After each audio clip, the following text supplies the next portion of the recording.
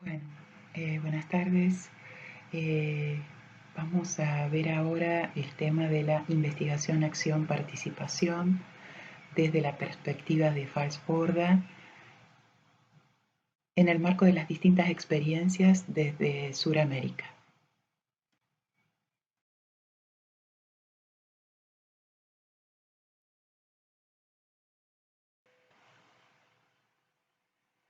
Bueno, en este sentido vamos a ubicar el tema de la investigación, acción, participación dentro del programa y vemos de que está en el eje 3, dentro de lo que son los escenarios contemporáneos y la intervención de la o del trabajador social, la educación popular y las prácticas sociales educativas.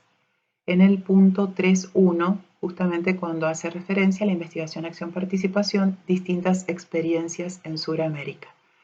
Nos vamos a guiar con el texto de Calderón y López Cardona, denominado Falsborda y la investigación acción participativa, aportes en el proceso de formación para la transformación.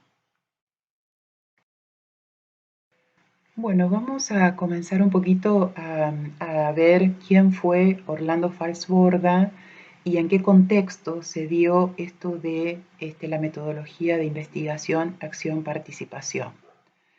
Falsborda constituye uno de los pensadores críticos contemporáneos más importantes, no solamente de Colombia, de su país natal, sino de toda Latinoamérica. Él dedicó su vida a la academia, pero de manera comprometida con las diferentes sociedades y comunidades con las cuales trabajó.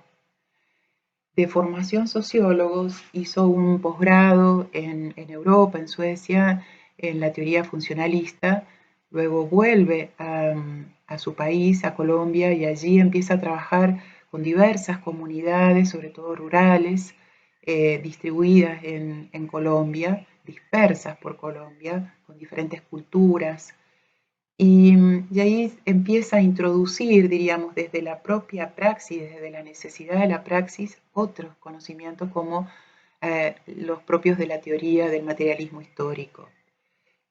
También introduce conceptos de la teoría crítica, de la Escuela de Frankfurt y también de la acción comunicativa de Habermas. De esta manera eh, empieza a darse cuenta que no bastaba con, diríamos, con lo que la sociología le proponía en cuanto al rol de investigador, sino que la investigación tenía que ser transformadora de los contextos conflictivos sociales. Por tanto, su legado va a ser muy importante para los movimientos sociales, no solamente latinoamericanos, y además él va a ser un punto de inflexión para la sociología en el sentido que le va a incluir a la investigación, al rol del investigador, del sociólogo, el de acción, el de actor y el de actor militante y comprometido. Por ello, la IAP surge como una metodología sociológica, pero rápidamente se convierte en una acción educativa, y esto tiene que ver cuando Falsborda recupera la unidad dialéctica entre teoría y praxis, y va a decir al respecto que una de las características propias de este método, que lo diferencia de los demás, es la forma colectiva en que se produce el conocimiento y la colectivización de ese conocimiento. Pero no queda allí, sino que además ese conocimiento va a servir para la transformación de esas realidades injustas. Por eso dice que además la IAP es una pedagogía de la transformación. Por eso, entonces, Falsborda va a definir a la IAP como la metodología que busca de manera rigurosa los conocimientos, pero que a la vez es un proceso abierto, dice, de vida, de trabajo, que implica una progresiva evolución hacia la transformación estructural, tanto de la sociedad como de la cultura. Es por ello que requiere que el investigador no sea un mero investigador, sino que además asuma una postura ética, que considere la IAP como una filosofía de vida, más allá de un método.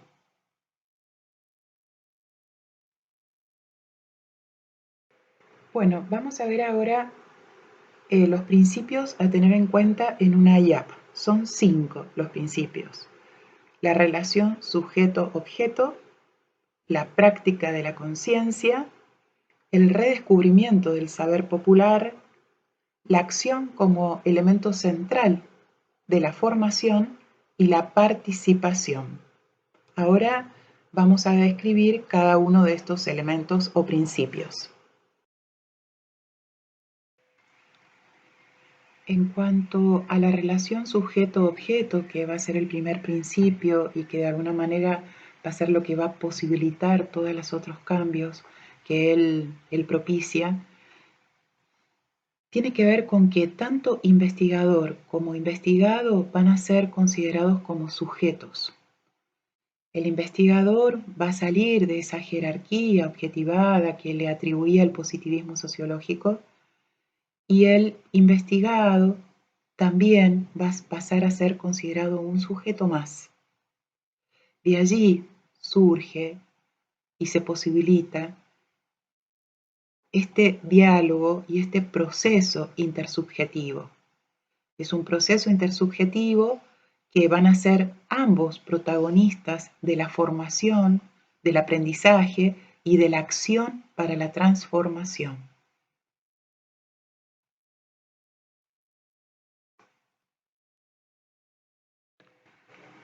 En cuanto al segundo principio, que es la práctica de la conciencia, surge del primero, ya que se deriva de esta relación sujeto-sujeto, ¿no? Antes hablábamos de una relación sujeto-objeto, ahora hablamos de una relación sujeto-sujeto, que son los que generan este proceso de conocimiento, que es a la vez un proceso de formación, donde mutuamente se van a influir y en este proceso de formación surge un proceso de reflexión, un proceso de reflexión colectiva que propicia la IAP. Y en este proceso de reflexión colectiva aparece la práctica de la conciencia, pero la práctica de la conciencia no desde una idea y desde una externalidad. Va a decir Falsborda que la piedra filosofal de aquella trascendencia de un paradigma a otro radicó en la idea de que el conocimiento para la transformación social no radicaba en la formación liberadora de la conciencia, sino en la práctica de esa conciencia. Esa conciencia entonces no surge a partir de la influencia de una persona externa o de una idea, esa conciencia liberadora, sino que surge en la propia praxis. Bueno, el tercer principio tiene que ver con el redescubrimiento del saber popular. Y esto ya desde el título seguramente a ustedes los hace pensar eh, en otros autores, como por ejemplo Boaventura de Sousa Santos, Aníbal Quijano, que hablan de justamente de la necesidad de poder visibilizar saberes, prácticas que han estado silenciados, marginados, como por ejemplo lo propone Boaventura desde lo que es la sociología de las ausencias. La IAP reconoce en los colectivos estos saberes, estas prácticas, y no solamente los reconoce, sino que los pone sobre la mesa. Entonces ayuda a recoger y a empoderar esos conocimientos ancestrales, a deconstruir colectivamente prejuicios, como así también a acordar acciones para la transformación. Y en este sentido, Falsborda va a ser un referente fundamental de los movimientos sociales, porque en ese hacer de la IAP ha permitido reconstruir el pasado de una comunidad, construir un saber presente y acordar propósitos para la transformación de esa realidad. Por eso va a ser uno de los referentes de los movimientos sociales en la actualidad.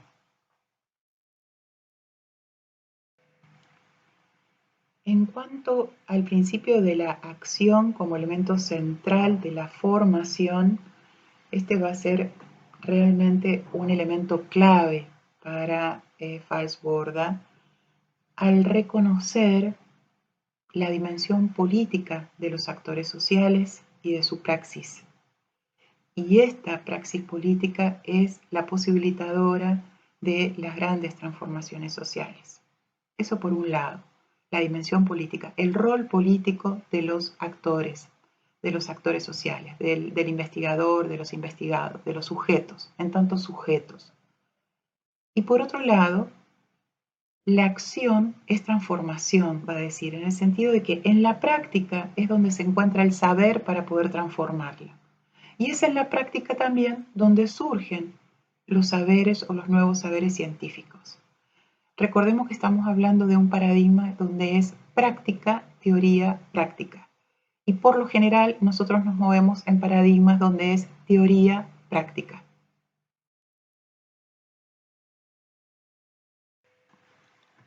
Bueno, en cuanto al quinto principio, que es la participación, es muy importante y muy interesante cómo describe la participación Falsborda. Dice que es la posibilidad de actuar como iguales dentro de un colectivo que busca respuestas críticas en relación a su situación política, económica, ambiental, social, cultural, y que en esa posibilidad de actuar como iguales, el investigador es uno más, que además va a tener un bagaje propio, particular y específico, un bagaje importante, y ese bagaje lo va a aportar también, pero no desde la verticalidad o desde la imposición cultural. Por eso dice que la participación es el rompimiento de esa relación tradicional de explotación, de dependencia, de sumisión a todo nivel, esa relación de sujeto-objeto a una de paridad y de equivalencia. Esto va a ser fundamental, uno de los postulados que toma en cuenta las prácticas sociales educativas. Bueno, por último, ya para ir cerrando este tema, vamos a ver que la IAP, para que opere, ¿no es cierto?, como fundamento de una formación para la transformación, debe tener en cuenta 5 elementos: los fines, los sujetos, las relaciones, el contexto y las dificultades.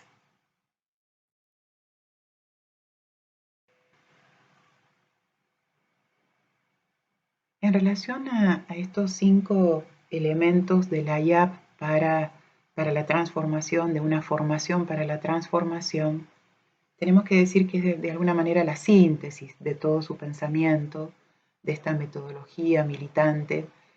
Y los fines, por ejemplo, los fines no van a ser otros que la transformación de la realidad concreta. O sea, acá la finalidad no es el saber, no es el conocer, sino que la finalidad tiene que ver con transformar esa realidad. Los sujetos reconocidos en esa relación intersubjetiva que habíamos hablado como sujetos de saber, sujetos participantes y sujetos actuantes. Investigación, acción, participación. Le va a incorporar además otra categoría que son los sujetos sentipensantes.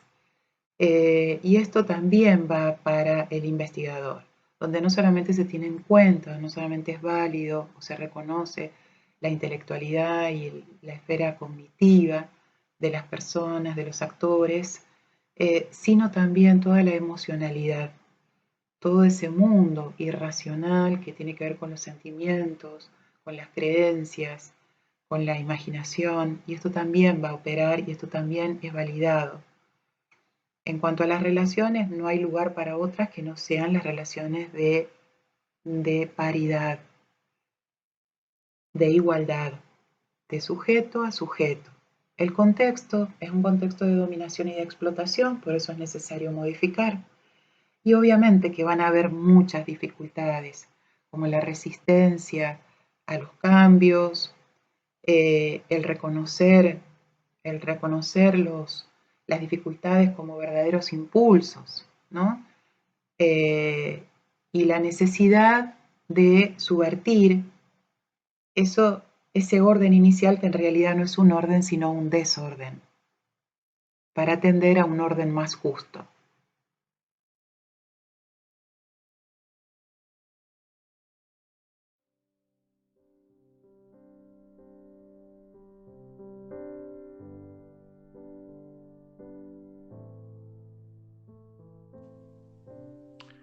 Orlando Falsborda constituye uno de los dos más grandes pensadores del siglo XX en el campo de las ciencias sociales humanas de América Latina.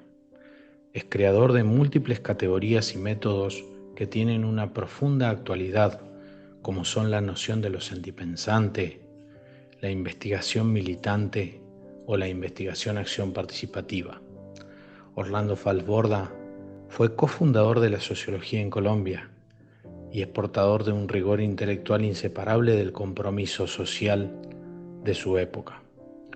Un crítico del colonialismo intelectual e impulsor de una ciencia propia comprometida con las luchas populares de su tiempo. Orlando Falsborda, junto a Paulo Freire, representan la fuente fundamental sobre la que se constituye la extensión crítica latinoamericana. Realiza aportes fundamentales en la concepción ética y en la concepción metodológica de la extensión crítica. Entre otros muchos aportes, podemos resaltar la centralidad que tiene la comunidad, tanto para aprobar el enfoque, la forma de trabajo y la utilidad de los resultados en un trabajo territorial. El desarrollo de la concepción metodológica participativa es central en la extensión crítica. Falsborda desarrolla un proceso que va del método de experimentación por participación en sus épocas tempranas, pasando por el método de estudio-acción y concluyendo en la investigación-acción participativa. Orlando Falsborda realiza un reconocimiento auténtico de la alteridad y una valoración sin fisuras del saber campesino y del saber popular. Al respecto, tomamos un fragmento de una entrevista de 2002 realizado en la Universidad Nacional de Colombia.